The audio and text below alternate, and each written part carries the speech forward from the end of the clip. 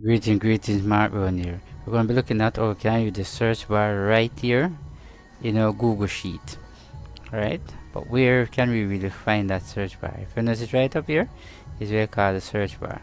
Alright, so for instance, you're searching for something, you can literally click right in here to find it. So for instance, if I want to find monthly, notice that still I put M. If you notice right there, that shows me the monthly budget right there. Alright. So let me put something else right there. Alright, so for instance, I'm going to look for a balance sheet. Alright, you notice?